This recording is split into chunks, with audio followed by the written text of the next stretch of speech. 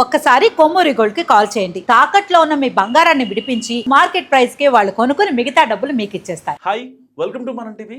మనం ఉన్నది మన కోసం. తెలంగాణలో సంచలనం రేపిన ఫోన్ ట్యాపింగ్ కేసు ఇప్పుడు సజ్జనర్ గారి నేతృత్వంలో ఇకపై దర్యాప్తు జరగబోతుంది. సో మరిన్ని విషయాలు తెలుసుకుందాం. సో రంగంలోకి సజ్జనర్ గారు వచ్చారు కాబట్టి మనతో మాట్లాడడానికి సీనియర్ జర్నలిస్ట్ అండ్ ప్రముఖ పొలిటికల్ అనలిస్ట్ కట్టా కార్తిక్ గారు ఉన్నారు. నమస్కారం. నమస్తే. సార్ ఏంటి సార్, ఇప్పుడు సజ్జనర్ గారు వచ్చారు. ఇప్పటిదాకా ఫోన్ ట్యాపింగ్ కేసుని రేవంత్ రెడ్డి సర్కార్ చాలా ప్రతిష్టాత్మకంగా తీసుకుంది. మళ్ళీ తర్వాత నీరు గారిపోయిందనే వార్తలు వచ్చాయి. సో ఇప్పుడు అనూహ్యంగా సజ్జనర్ గారికి చేతిలో పెట్టడానికి రీజన్ ఏంటంటారు? ఫోన్ ట్యాపింగ్ కేసు అనేది తెలంగాణలో అత్యంత పాపులర్ కేసు, రాజకీయ వివాదంగా మారిన కేసు. ఒకప్పుడు ఈనాటి ముఖ్యమంత్రిగా ఉన్న రేవంత్ రెడ్డి గారు ప్రతిపక్షంలో ఉన్నప్పుడు నా ఫోన్ ట్యాప్ చేయబడింది, నా కుటుంబ సభ్యుల ఫోన్లు కూడా ట్యాప్ చేస్తున్నారు, నా బంధువుల ఫోన్లు కూడా ట్యాప్ చేస్తున్నారు, నా ఇంటికి దగ్గరలో ఒక టీవీ ఛానల్ను ఉపయోగించుకొని అక్కడ సర్వర్ పెట్టుకుని మరీ ఫోన్ ట్యాప్ చేస్తున్నారు అని ఆరోపించారు. కేవలం ఆయన కుటుంబ సభ్యుల ఫోన్ మాత్రమే కాదు, తెలంగాణలో అనేక మంది ఇండస్ట్రియలిస్టులు, కార్పొరేట్లు వాళ్ళ ఫోన్లు కూడా ట్యాప్ చేసి వాళ్ళని బ్లాక్మెయిల్ చేసి డబ్బులు గుంజుతున్నారు. అనేక మంది సినిమా హీరోయిన్ల ఫోన్లు కూడా ట్యాప్ అయినాయి, సెలబ్రిటీల ఫోన్లు కూడా ట్యాప్ అయినాయి అనేటువంటి రకరకాల ఆరోపణలని చాలామంది గుప్పించారు. రేవంత్ రెడ్డి గారు గుప్పించారు, కాంగ్రెస్ నాయకులు మాట్లాడారు, వీళ్ళు కాక బయట వ్యక్తులు కూడా చాలామంది ప్రజా సంఘాలకు సంబంధించిన వ్యక్తులు మాట్లాడే ప్రయత్నం చేశారు. అవును. ఇప్పుడు అధికారంలోకి కాంగ్రెస్ పార్టీ వచ్చింది, రేవంత్ రెడ్డి గారే ముఖ్యమంత్రి అయ్యారు. ఆయన కుటుంబానికి సంబంధించిన ఫోన్ కూడా ట్యాప్ అయిందని ఆ రోజుల్లో ఆరోపించారు కాబట్టి దాన్ని నిరూపించాల్సిన బాధ్యత ఆయన మీద ఉంది. ఆయన మీద ఉంది. ఇప్పుడు నిజానికి ఈ కేసు విచారణ స్టార్ట్ అయ్యి 15 నెలలు అవుతుంది. అంటే రేవంత్ రెడ్డి గారు అధికారంలోకి వచ్చి 2 years దాటిపోయింది, 24 నెలలు దాటిపోయింది. కానీ ఈ particular phone tapping case start అయ్యి 15 నెలలు అవుతుంది విచారణ స్టార్ట్ అయ్యి. కానీ విచారణలో ఇప్పటి వరకు వచ్చిన అప్డేట్ ఏంటి అంటే ప్రస్తుతం జరుగుతుంది A1గా ఉన్నటువంటి ప్రభాకర్ రావు విచారణ. అంతవరకు ఈ కేసు వచ్చింది. అంటే ఇప్పటి వరకు A1గా పెట్టిన ప్రభాకర్ రావును విచారించే స్థాయి వరకే కేసు అప్డేట్ ఉంది. ఇన్ని నెలలుగా అసలు ఈ ఫోన్ ట్యాపింగ్ చేసి కనుక ఉండుంటే ఎవరి ఆదేశాల మేరకు జరిగి ఉండాలి? ఆనాటి ప్రభుత్వ అధినేత కేసీఆర్, లేదు అంటే కేటీఆర్. ఆ రోజు వాళ్ళేగా, వాళ్ళ చేతుల్లోనేగా ప్రభుత్వం ఉంది, వాళ్ళ చేతుల్లోనేగా తెలంగాణ మొత్తం ఉంది, వాళ్ళ ఆదేశాల మేరకే జరిగి ఉండాలి. ఇప్పుడు రేవంత్ రెడ్డి గారి ఫోన్ ట్యాపింగ్ చేయాల్సిన అవసరం ప్రభాకర్ రావుకో ఇంకెవరికో ఉండదుగా, కేసీఆర్కి ఉంటుంది, కేటీఆర్కి ఉంటుంది. ఎందుకంటే రాజకీయంగా ప్రత్యర్థి కాబట్టి. సో రేవంత్ రెడ్డి గారు కాంగ్రెస్ పార్టీ చేసిన ఆరోపణ ఏంటి? ఈవెందో ఈ విచారణలు కూడా బయటకు వచ్చిన లీకులు ఏంటి? బీఆర్ఎస్ అధికారంలో ఉన్నప్పుడు ఉప ఎన్నికలు వచ్చినప్పుడు ఉప ఎన్నికల్లో గెలవటానికి కూడా ఫోన్లు ట్యాపింగ్ ఉపయోగించుకున్నారని. అంటే అవతల పార్టీ వ్యక్తులను ఎవరు కలుస్తున్నారు, వాళ్ళకి ఎవరు ఫండింగ్ ఇస్తున్నారు, వాళ్ళ ఫోన్లు ట్యాప్ చేసి వాళ్ళకి ఫండింగ్ రాకుండా అడ్డుకోవటం, వాళ్ళ ఇన్ఫర్మేషన్ మొత్తం తెలుసుకోవటం. వీళ్ళేమో పోలీస్ వెహికల్స్లోని డబ్బు పంపిణీ చేసేసి ప్రజలే పంచడం, వాళ్ళు డబ్బు పంచకుండా ఆపగలగటం, అడ్డుకోవడం. అంటే శత్రువులకు సంబంధించినటువంటి స్ట్రాటజీలన్నీ తెలుసుకొని జాగ్రత్త పడటం ప్రత్యర్థులు. అయితే ఇలా చేసింది బీఆర్ఎస్ పార్టీ అనేది వినపడింది కదా. అంటే ఇది చాలా కీలకమైన కేసు. రెండోది ఏంటంటే ఫోన్ ట్యాపింగ్ అనేది ఒక సంచలనం.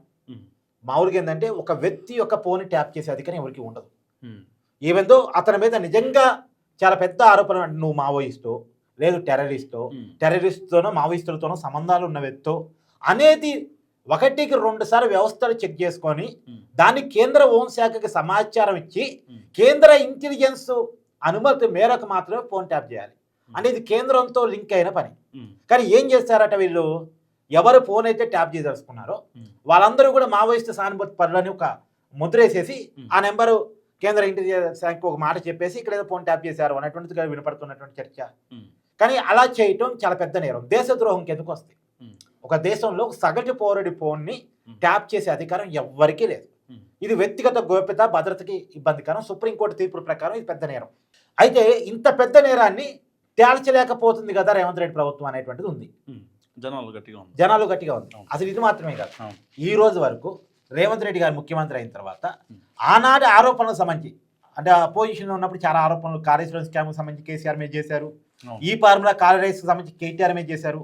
ఇవన్నీ కేసులు నమోదైనవి. కానీ విచారణలో వచ్చిన విషయాలు ఏంటి? అసలు ఎందుకు కేసీఆర్ అరెస్ట్ చేయలేదు, కేటీఆర్ అరెస్ట్ చేయలేదు? నువ్వేమన్నావు, చెంచలగూడలో చల్లపల్లిలో డబుల్ బెడ్రూమ్ సిద్ధం చేస్తున్నా, కుటుంబం మొత్తాన్ని పెడతా, వాళ్ళ అవినీతి మొత్తం బయట తీస్తా, పెద్ద ఎత్తున తెలంగాణ సొమ్ములు తిన్నారు అని చెప్పి ఆరోపించావు కదా. ఏది? ఇంకొకటి కూడా ఏంటంటే ఫోన్ ట్యాపింగ్ సంబంధించి కూడా చాలా మంది హీరోయిన్ల ఫోన్లు ట్యాప్ అయినాయి, సెలబ్రిటీల ఫోన్లు ట్యాప్ అయినాయి కదా, ఆరోపణ కదా. ఉమ్. ఏ ఒక్క హీరోయిన్ అన్నా, అప్పుడంటే ప్రభుత్వంలో వాళ్ళు ఉన్నారు కాబట్టి భయపడి కేసు పెట్టలేదు, ప్రభుత్వం మారింది కదా. ఏ ఒక్క హీరోయిన్ అయినా, బయటకు ఏ వచ్చే- ఒక్క సెలబ్రిటీ అయినా మా ఫోన్ ట్యాప్ అయింది ఉమ్. అని ఎందుకు కేసు పెట్టలేదు? ఉమ్. ఎందుకు కేసు పెట్టలేదు? మాకు బ్లాక్మెయిలింగ్ జరిగింది అప్పట్లోనే, ఒక ఇండస్ట్రియలిస్ట్ కూడా ఎందుకు కేసు పెట్టలేదు? అవును. ఇలాంటి చర్చలు ఉన్నాయి. సో దీనికి సంబంధించినటువంటి విషయాలు బయటికి రావాలి, కానీ రావట్లేదు. ఉమ్. రావట్లేదు కాబట్టి దీని మీద ప్రభుత్వానికి కూడా ఇబ్బందికరంగా చర్చ ఉంది కాబట్టి ఇప్పుడు సజ్జనాన్ని రంగంలో దింపారు. ఉమ్. అందులో గత వారం రోజులుగా ప్రభాకర్ రావును విచారిస్తున్నారు. ప్రభాకర్ రావు ఏమో పెద్ద స్థాయిలో పనిచేసిన వ్యక్తి నిజానికి, కేసీఆర్ అధికారంలో ఉన్నప్పుడు.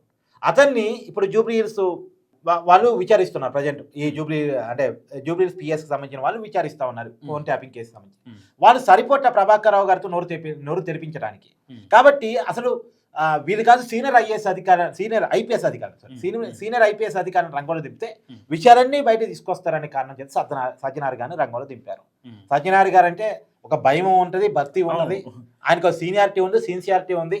సో విచారణ ఎలా చేయాలో తెలుసు, నిజం చెప్పని వాళ్ళతో నిజం ఎలా చెప్పించాలో తెలుసు కాబట్టి అతని రంగంలో దింపితే కొన్ని విషయాలు వస్తాయి అని చెప్పేసి కారణం చేత నాట్ ఓన్లీ సజ్జనార్ గారు 9 మంది సీనియర్ అధికారులను రంగంలో దింపారు. ఈ తెలంగాణలో ఉన్నటువంటి 9 మంది ఐపీఎస్లను ఈ ఫోన్ ట్యాపింగ్ కేసులో రంగంలో దింపారు. ఎందుకు? ప్రభాకర్ రావు గారితో నోరు తెరిపించడం కోసం.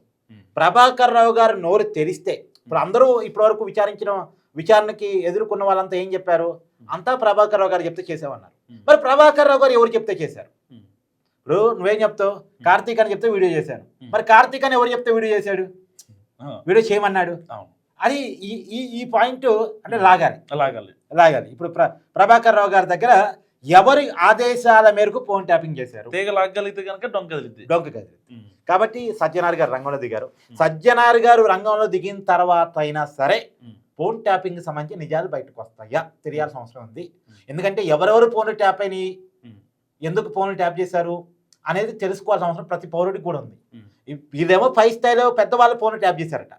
వీరు దీన్ని ఆసరా తీసుకొని కింది స్థాయి అధికారులు సామాన్యుల ఫోన్లు ట్యాప్ చేసి వాళ్ళని వేధించారనేటువంటి చర్చ కూడా ఉంది. ఏదో నల్గొండ సంబంధించిన సిఐ ఎస్ఐఓ అక్కడ లోకల్ మైనస్ ఏదో ట్యాప్ ఏదో రకరకాల చర్చలు ఉన్నాయి. కాబట్టి అసలు ఈ ఫోన్ ట్యాపింగ్ ఏంది, అది ఎలా జరిగింది, రెండోది ఎక్కడి నుంచో బయట దేశాల నుంచి కోట్లాది రూపాయలు పెట్టి పరికరాలు కొనుక్కొచ్చేసి ఫోన్ ట్యాప్ చేశారు. ఈవెన్ దో ఆంధ్రప్రదేశ్ నాయకత్వానికి సంబంధించి ఇప్పుడు షర్మిల గారు ఫోన్ ట్యాప్ చేసి జగన్మోహన్ రెడ్డి గారికి సమాచారం ఇచ్చారని షర్మిల గారు కామెంట్ చేశారు. మనం చెప్తున్న మాటగా. సో కాబట్టి అక్కడ జగన్మోహన్ రెడ్డి గారు, ఇక్కడ కేసీఆర్ గారు ఎలా ఫోన్లు ట్యాప్ చేయించారు, ఎందుకు ఫోన్లు ట్యాప్ చేయించారు, దాని ద్వారా వాళ్ళకి ఏ మేరకు రాజకీయ లాభం జరిగింది, ఆర్థిక పరమైన లాభం జరిగింది, వీటన్నిటి విషయంలో స్పష్టమైనటువంటి నిజాలు బయటకు రావాల్సిన అవసరం ఉంది. Thank you Karthik. సో ఇది కార్తీక్ గారు మీరేమనుకుంటున్నారు? మస్ట్ కామెంట్ చూస్తున్నాండి మన టీవీ.